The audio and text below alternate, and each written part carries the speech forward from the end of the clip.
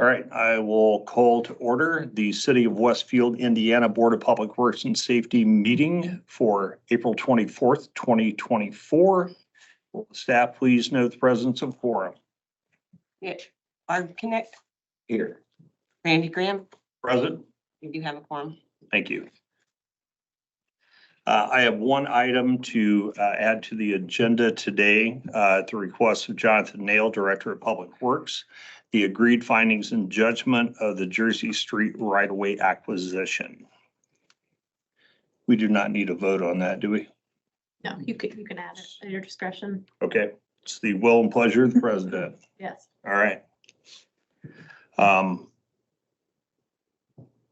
So we will make that our first actual item if Jonathan is ready to present, if he's online here. Yep, I am. Yeah, for the record, John Nail, Director of Public Works. The item before you is an agreed findings and judgment for acquisition related to the Jersey Street Extension Project. It's actually a small corner cut on the BMO Harris Bank parcel. We utilized eminent domain on this acquisition. The court appointed 3 independent appraisers. They came back with an amount of $47,300. The city of Westfield paid the courts that amount. Everyone agrees that it is a just compensation and correct compensation for the acquisition. All we are asking is that the board formally approves this judgment so that we can complete the acquisition. Happy to answer any questions you may have. Thank you, Mr. Nail. Any questions or comments from the board? None here. Nope. All right, hearing none, I will make a motion to approve the agreed findings and judgment of the Jersey Street right-of-way acquisition. And I'll second. Motion's been made and seconded to accept the agreed findings and judgment of the Jersey Street right-of-way acquisition. All in favor signify by saying aye. Aye. Opposed? Motion carried. Andy, do you want to acknowledge that your third member has joined to the Yes. meeting, please? For record. Let the record show that previous to the presentation by Mr. Nail, that Mayor Willis is now present for the meeting. No, you're not. You're doing great. That's what we're all here for, to support each other. Appreciate you. Next up is consideration for approval of the minutes of March 27th, 2024. Having had opportunity to review those minutes, are there any additions, corrections, or questions, comments? None here. Hearing none, I'll entertain a motion. Move to approve. Second. Motion made and seconded to approve the minutes of March 27th, 2024. All in favor signify by saying aye. Aye. Opposed? Motion carries. I have a copy signed. All right, on to resolutions. Action item number 2. Resolution 24-113 regarding the intergovernmental transfer of real property interest. I can do a brief legal overview of this, then pass it over to Janelle for further explanation. So the Board of Works holds and controls the real property that's owned by the city, and property owned by the city can be transferred in between governmental entities if they pass what they say is substantially similar resolutions. This one in front of us, there is a street. This is the Mill Street, yes. This is the wrong exhibit. This is- Yeah, this is. Yeah, this is the wrong exhibit. So we're talking about the correct property, but the image itself is incorrect. I think there was a different picture earlier in the document. Can't remember. There we go. Yep. That's it. Let me check this real quick. Okay. So we need to make sure that's corrected then, if you all choose to pass this. So we're talking about this 201 Mill Street property and a transfer. There's been a transfer to request transfers to the RDC. The RDC has already passed a resolution stating that it would accept the transfer of property if the city was to pass a substantially identical resolution. And Janelle has some background on the RDC aspect and the property itself. Thank you. So the property we're talking about is the northern of the two that are highlighted there is 201 South Mill Street. And the other property that is highlighted adjacent to it is 211 South Mill Street. The two of them, assuming that 201 South Mill Street is transferred to the RDC, would be combined into a project that would be developed by Henry Najum. He's the owner of Savor in Carmel and has proposed building a steakhouse here in Westfield. There would be combined property here. And the only incentive that we'd be providing to Henry Najum to build the restaurant would be to sell him this piece of property. So this is just to facilitate that process. Love it. Yeah, so essentially the transfer is necessary to be able to facilitate the sale. Correct. That's correct, 'cause the RDC would run the sale process. Any questions, comments from the board? I think this is a great development and a great use to redevelopment of our downtown. This is great. I agree. It's gonna remind you a little bit of Sabre, what he has there in Carmel. That should be a really great corner piece to that. Yeah, quality project. Any further discussion? Hearing none, I will make a motion to approve action item number 2. And I'll second. Motion made and seconded to approve action item number 2 as stated for the record. All in favor signify by saying aye. Opposed? Motion carries. And I'll just note that I can work on fixing the exhibit, sending it around to everyone and you as well, and counsel for the RDC to make sure everyone's on the same page with the appropriate exhibit. Thank you. Thank you. What's his timeline for the restaurant after all He initially had been looking at being open by the holiday season this year, which I think is a little. Wow, that's aggressive. of that? Like a reservation? Yeah, most recently, we're working on the project agreement and he's aiming for a closing date of September 30th. So I think realistically, we're probably looking at next spring or summer. Cool. Yeah, that's exciting. Yeah. Okay. Moving on to action item number 3, resolution 24-114, declaring certain personal property to be surplus and authorizing disposal. Yeah, so this is actually me, and you guys will be seeing a lot more of me at meetings to make sure that we're following the correct guidelines and procedures that we should be doing. So basically, these are a bunch of old devices that are no longer used. Some of them work, some of them don't, but we're just getting rid of them. And we have to declare that and notice it to the Board of Public Works and Safety because it is considered personal property, which you guys control. Because all of these devices were purchased with taxpayer dollars. To add on to that, the cost is so low that the law said that it can be sold or transferred in any way that the city desires to do so. So we're not required to follow like an auction process or anything like that. So we made sure to include that in there.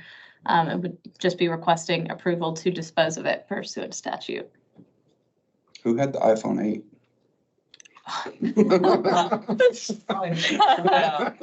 Yeah, so a lot of this is we were cleaning out a closet. Okay. And I was just gonna give them an order. Yeah, for and my- big frugal. my team just went to a lower closet, so the next list is gonna be really fun. Flip phones. Maybe. Wouldn't surprise me, so. Any questions, comments from the board? Hearing none, I'll entertain a motion. Move to approve. Second. Motion's been made and seconded to approve action item number 3 as stated for the record. All in favor signify by saying aye. Opposed? Motion carries. On to action item number 4, 24-116 regarding an intergovernmental, you guys keep making me say that word, transfer of real property interest. So this is a similar request, different property, and the legal reasoning is the same regarding how it can be transferred. Here we're actually dealing with the redevelopment authority, and also the RDA has already passed a resolution saying that it would accept this property. We're dealing with a part of Grand Park here, and that looks to be the correct exhibit, so this one is good. We're talking about the event center. And the reasoning behind this truly just has to do with the bond refinancing. There is a really intricate setup that the RDA, RDC, and council have been going through. They've already started approving everything. I'm not bound counsel, so I won't get too into the weeds here. But the whole point is that the property is transferred to the RDA. There's a lease with the RDC that helps with a lot of our financial goals. And then the council had a concern about what would happen to the event center after. So everything says that it will be transferred back to the city at the end of this process instead of remain with the RDA or the RDC. So everything with the other boards is getting buttoned up, but this ownership of the real property would be for you guys. Okay. Questions or comments? None? Yes, sir. Hearing none, I'll make a motion to approve action item number 4 as stated for the record. And I'll second. Motion's been made and seconded to approve action item number 4 as stated for the record. All in favor signify by saying aye. Opposed? Motion carries.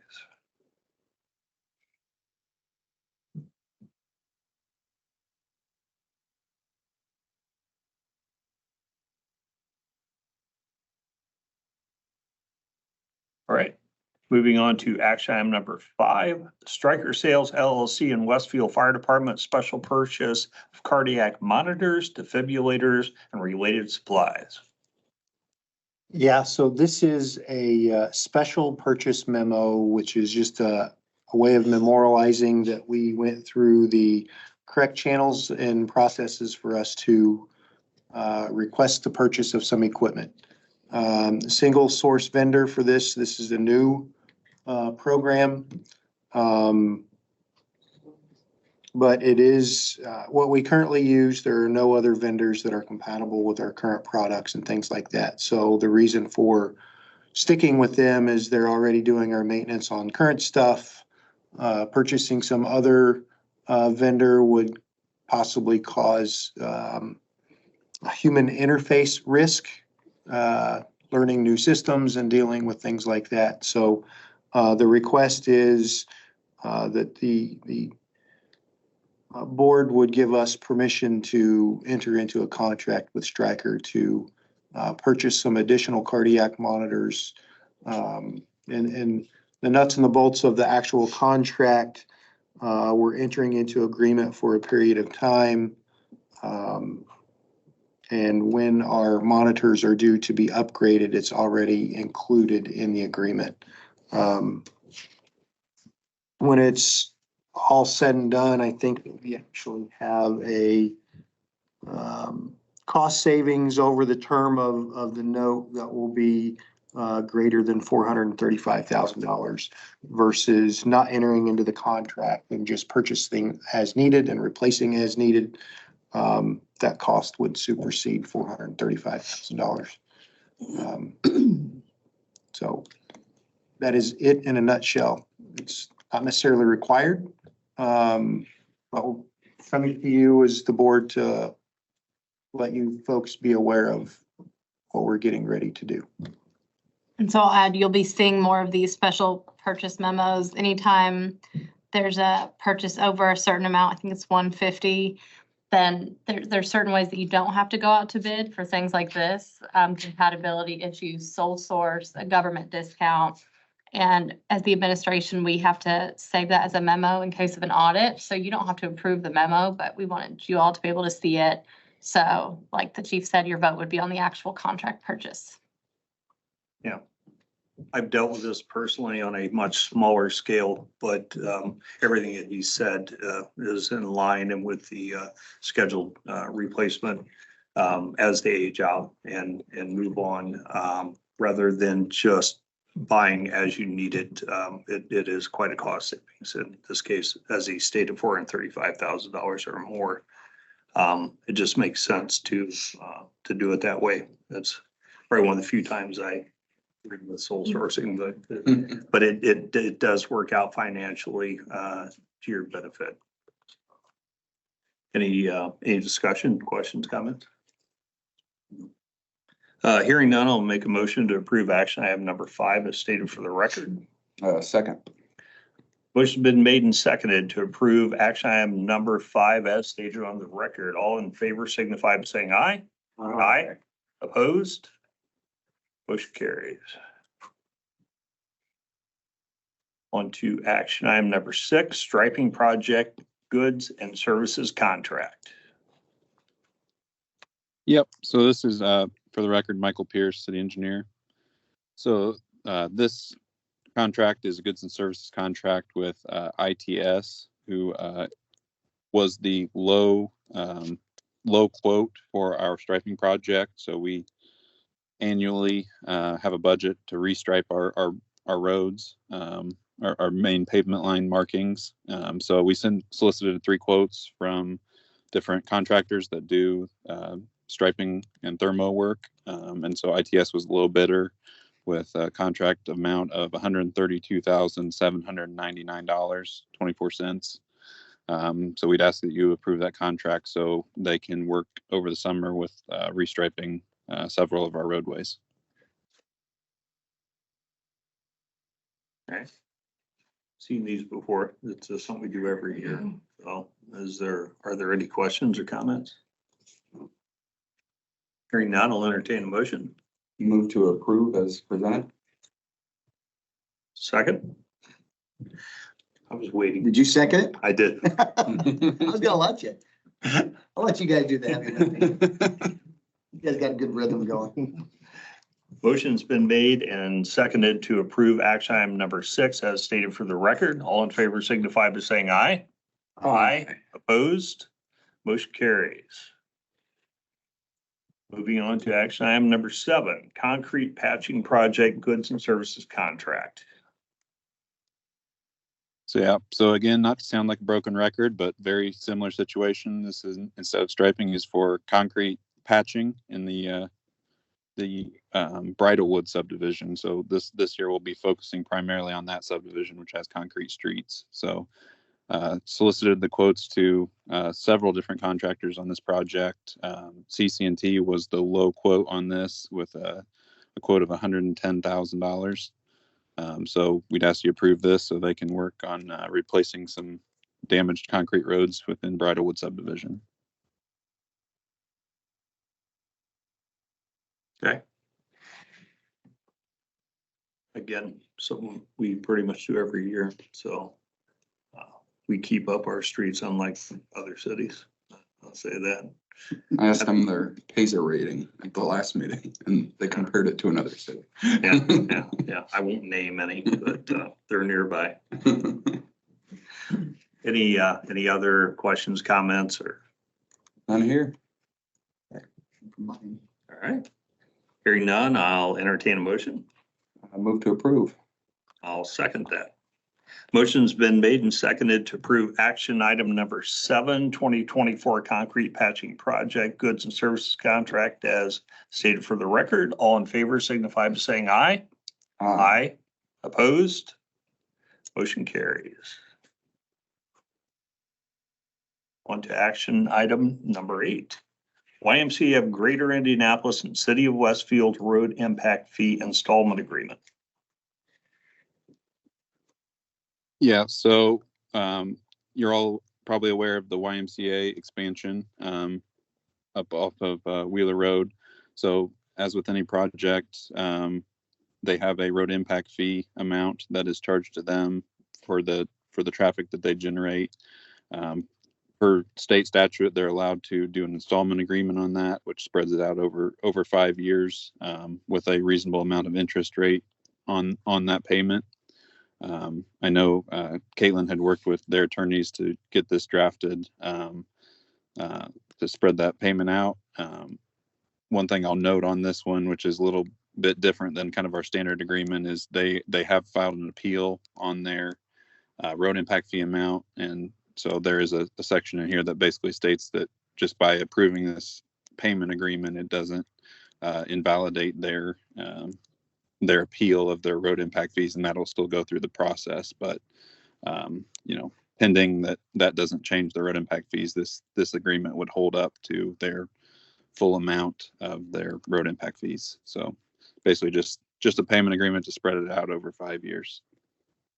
So if their appeal is approved, will we see this again, or is this, I wasn't exactly sure what you said, that this covers it regardless of that, just pending the judgment? It basically preserves the party's argument, so it says that by signing this, they're not waiving that they're appealing it, but we're also not stating that we agree with it, so that we can both go forward to the appropriate board Okay. and follow the process for that. So I don't think you guys should see it again. It should all be, that issue should be handled separately.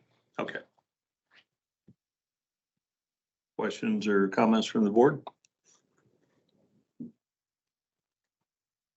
Hearing none, I will make a motion to approve action item number 8, YMCA of Greater Indianapolis, City of Westfield Road Impact Fee Installment Agreement.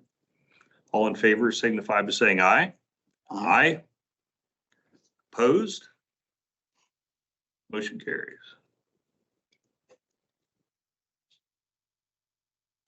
On to action item number 9, City of Westfield Public Right-of-Way Dedication, New Haven. Yep, so this is simply just accepting some additional right-of-way along the New Haven subdivision. The reason for this is primarily that when Winterberg, which is in the review process now, when they come in, they'll be building a portion of the Little Eagle Creek Trail. In working with them, the engineering department, we felt that the best route for Little Eagle Creek Trail was to basically redo a portion of the trail along New Haven, widen that out to our full 12-foot section for a named trail, and that would be their requirement to build a Little Eagle Creek Trail. But however, their current trail is right up against the existing right-of-way out there, so they needed some additional right-of-way to be able to widen this trail out to the full 12 feet, which is why they're dedicating this additional right-of-way. So we just ask that you accept this additional right-of-way they're dedicating. Okay. And would, I'm sorry, I know who you are, but will you please restate your name for action item number 9, please? Yep, absolutely. Michael Pierce, city engineer. Thank you. Questions or comments on this project? None here. All right, hearing none, I'll entertain a motion. Move to approve. I'll second that. We have a motion made and seconded to approve action item number 9, City of Westfield Public Right-of-Way Dedication, New Haven, as stated for the record. All in favor signify by saying aye. Aye. Opposed? Motion carries. On to action item number 10, Heron Holdings, City of Westfield, Urban Apples Road Impact Fee Installment Agreement. Yep, Michael Pierce, city engineer again. This is just another road impact fee installment agreement similar to the YMCA, where they are stretching their road impact fee for the Urban Apples development, stretching that over a 5-year period with interest. So per state statute, they're allowed to do this. So this is just the formal documentation of them agreeing to that payment agreement.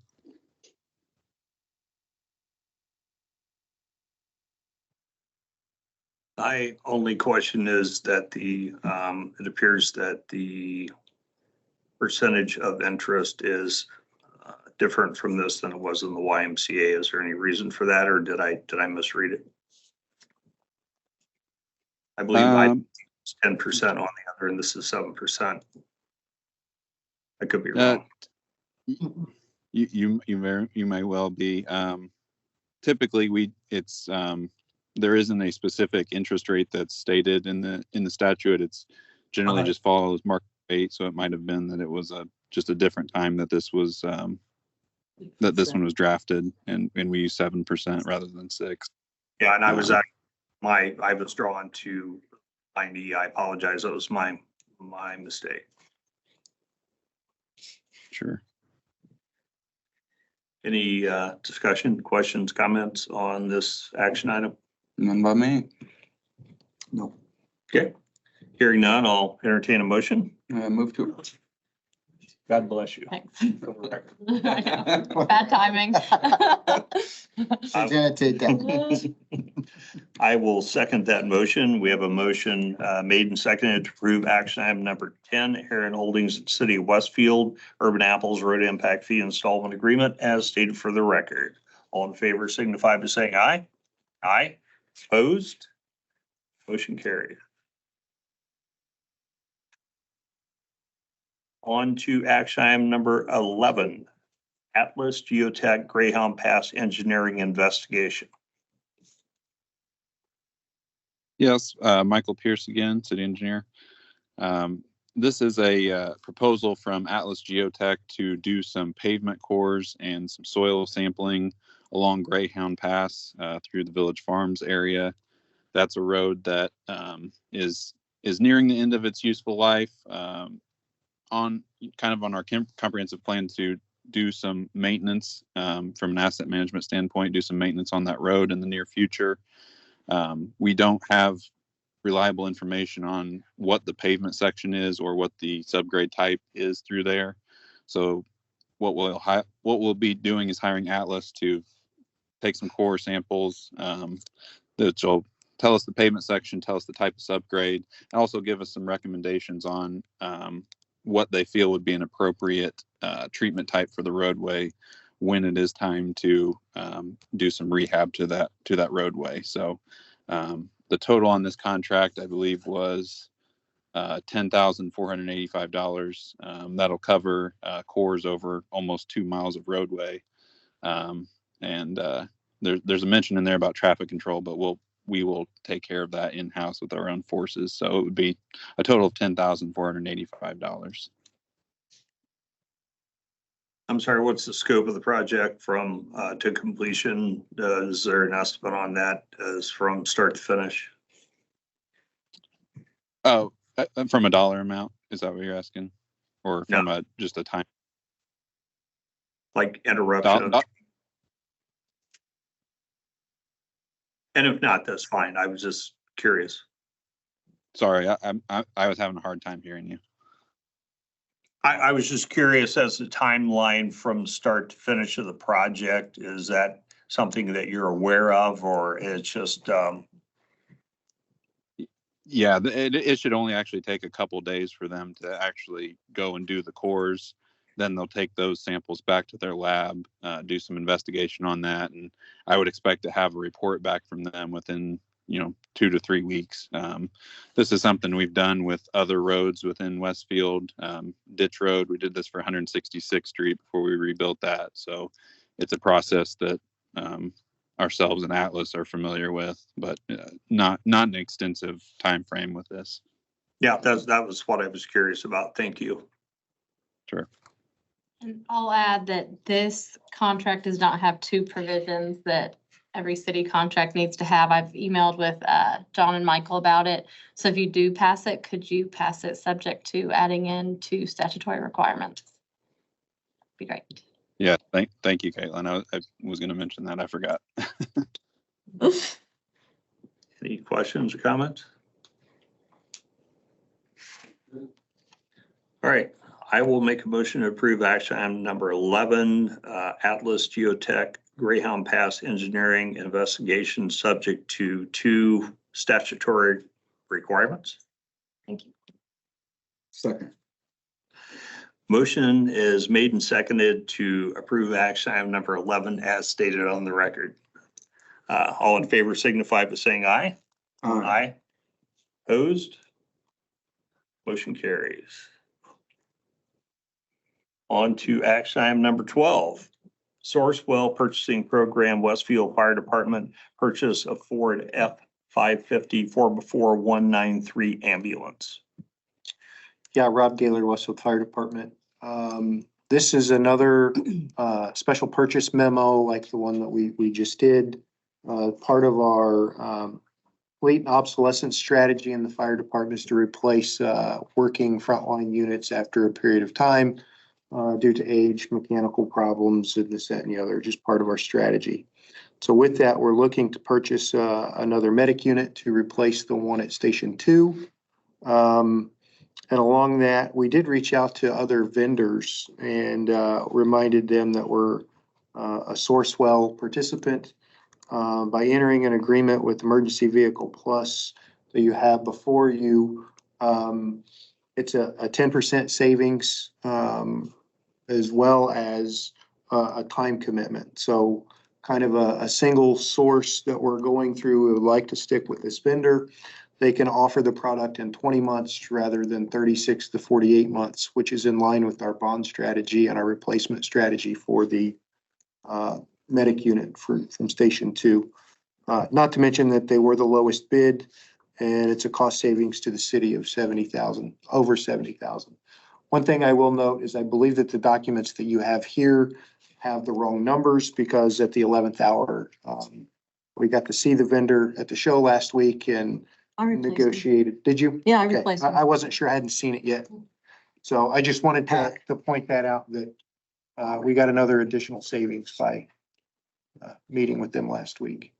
Shaking them down. So the cost savings as stated here is around $70,000. Yeah, it's a little more than 70,000 on the purchase of the medic unit.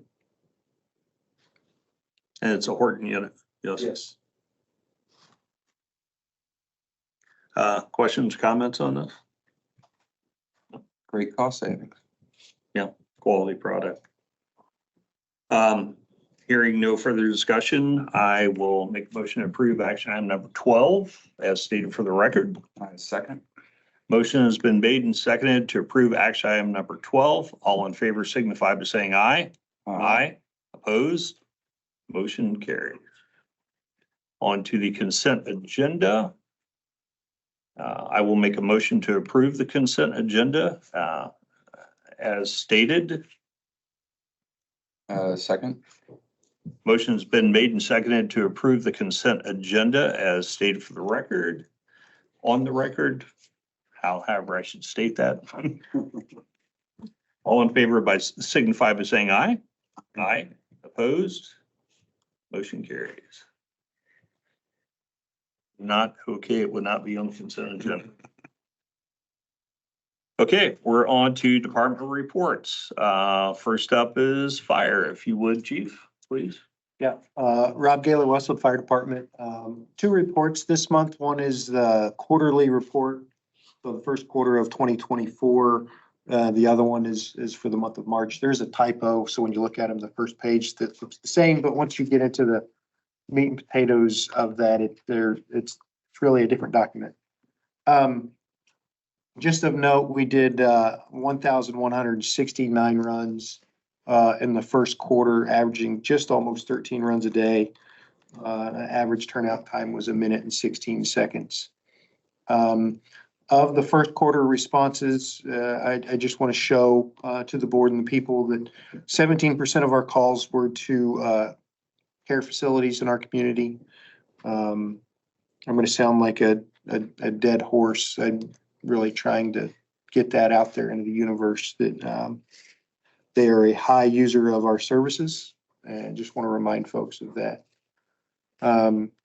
We're right on point as you go through the document. I'm not going to bore everyone with reading numbers and charts, but as you look at it, very similar to where we were this time last year as an overall first quarter. So nothing too crazy, maybe a 3 to 6% increase, but right now we're pretty steady as it goes.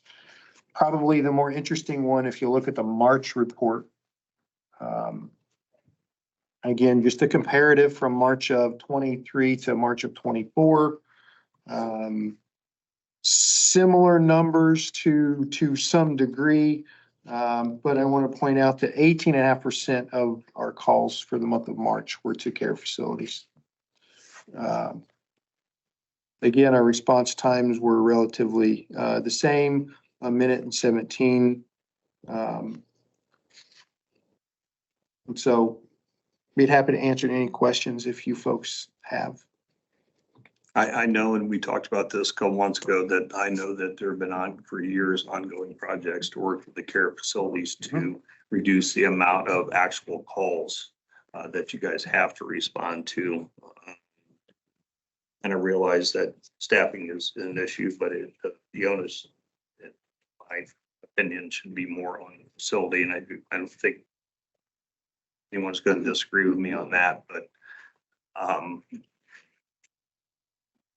of those, that 17-18%, I mean, do you have and I'm not asking for a specific breakdown, but the amount of calls that are, you know, I'll say a slip, trip, fall as opposed to something serious like cardiac arrest or something? I mean, it's like, are we responding there just to aid the staff, possibly because they're understaffed? Because I want this to be on the record. Or is it a thing where these are needed critical calls that you guys are responding to, keeping you from possibly responding for something more emergent? So very good question. I will say we do have the breakdown on what those call types are and the dispositions when we get there. And for whatever reason, the most common call, the most typical call that we get at a care facility is for a sick or injured person. So kind of to sum that up, it's a generic call that we have programmed in dispatch.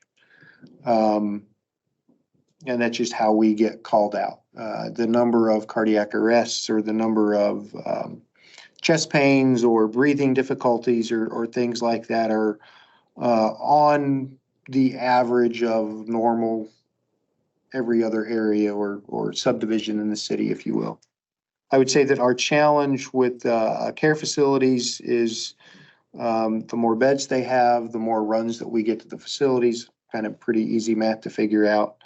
I'm not blaming the staffing or that necessarily to be the case, but I will say that more facilities that have issues or turnover with staffing tend to cause more relatable runs that we get called to. On the interim, there are some of these facilities that it's an apartment or a room that is quote unquote rented, if you will, by that individual and more like an assisted living type deal. So if the occupant of the room has a cell phone and they don't get the care that they need, they may call 911 and we get the response. So it's not necessarily a facility problem per se. They can't necessarily control who calls 911 within their four walls. But when we had a moratorium on those facilities, versus now that has expired and we've already approved 3 or 4 down the pipeline that are coming through. I just want to get that out there. So when people know and they start building more of these facilities, because it is a large consumer of our resources, that now it's justifiable for us to request additional medic units and staffing and locations and things like that. They're using our resources. It is what it is. To your point,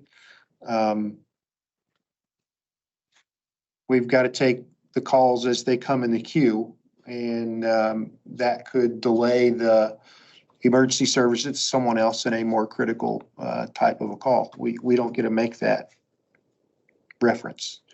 The only thing we can do is be prepared to absorb the influx of calls that we get. And the only way we do that is the staffing and locations. Are there any incidents rates that you would see that would change how you would recommend we approach managing this issue? Aside from the moratorium that you mentioned, other things tools in your tool belt that would help encourage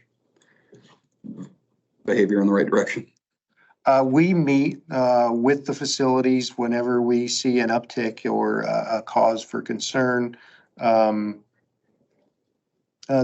Eclipse was the perfect example of us meeting with them to let them know that, listen, there's the possibility of a large influx of people in the community, and response times from here to there could take longer to get there. So get with your medical director and have some things in place to handle the low acuity type calls and instead of calling us. That worked on April the 8th, worked rather well. So we do that education, I don't want to say quarterly, but often. And when our companies notice that there's a new head of nursing change or whatever the case may be, then we take the opportunity to go out there and just kind of educate them. Hey, here's what constitutes a 911 or emergent run. As far as other things that we can do, I feel that we're doing the best that we can. And when it comes to that, there are other communities that may have an ordinance or resolution that allows them to collect a specific user fee or a builder's fee. If you're going to build that in our community, then you're going to pay X number of dollars a year for whatever. How does Carmel Fishers Noblesville handle that? Same as us, right? It just, it is what it is. When they come in, you take the run and there you go. The challenge that we see a lot of these when new facilities come in, they are a non-for-profit to get the best bang for their buck. Whether it's a tax abatement or whatever it is. And then once the facility gets up and going, maybe they sell out or become a for-profit company. So they've negated everything that we have in place to mitigate the problem through the process of building and getting it up, and we get all this benefit. And in the end, they're a for-profit company and using us for the services. That's not the business model, but that's the reality. If that's accurate, and not all of them are like that. Obviously, there are a lot of great facilities out there that only call when it is a bad day. But it does require a lot of services. Thank you. Any other questions, comments for the chief? Great open house the other day. Yes, thank you. It was very well received. We had over 500 people. We weren't there with the clicker, but it was a steady pace coming through the facility and great feedback from the community. And it was really great to show off where your tax dollars went and what you got out of it. So we appreciate everybody that showed up, and those folks that couldn't attend, we'll try and get some pictures and some stuff out there on social media so you can do a walkthrough, if you will, of the facility. But it was great. Yeah, sorry, I missed it. I was at the airport in Dominican Republic and I was looking on later on Facebook and did see a few photos and so yeah, if we get some more stuff out there to show how well it went, that would be great. Yeah, it went really well. We had a station, we had the Maltese Cross and the Star of Life set up on the table and allowed folks in the community to come in and paint that. So that will go on our wall. So as you come in the station door and you walk down the hall, you can see community involvement. Here's what it meant to us. And it's not just painted on the wall that in 5 or 10 years, we need to remodel and freshen up the paint that we lose it. It's actually something that, okay, we can remove from the wall, do the prep work and clean it up and hang it back up on the wall. So we are truly part of the community, and they had a hand in leaving their mark on the station. So thank you. Nice. Well done. Anything else for Chief Gaylor? Thank you. Thank you. Do we have a police report today? Anyone representing? Didn't know if there was anybody online or not, so. Okay. No, there is. How about Public Works? Yeah, just a quick update. We started our resurfacing program earlier this week. So our contractor got started on resurface work for the year, which is always good to get going in April as temperatures allow to get a head start on that. So we're excited about that. And then just generally speaking, you staying up on potholes in the street department. Trash is a big deal this time of year with the wind and the amount of construction, especially out west side of our city. So street department's out picking up trash when they're able to, trying to stay up on that. And we're just really working through a lot of designs on the engineering side. I presented our capital improvement plan to council on Monday night.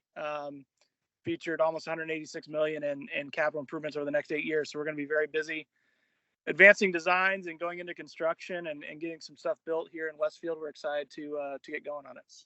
But if you have specific questions about anything Public Works related, just let me know. Happy to answer. Questions, comments from Mr. Nail? None here. I created it, so nope. Any further business, Mr. Mayor? Anything else? All right, there's no further business on the agenda. I'll make a motion to adjourn. A second. Motion has been made and seconded to adjourn the City of Westfield Board of Public Works and Safety for April 24th, 2024. We vote on that. Thank You can if you want to, or you can just adjourn it as the president. Show the power, man. Pleasure of the president. The meeting is adjourned.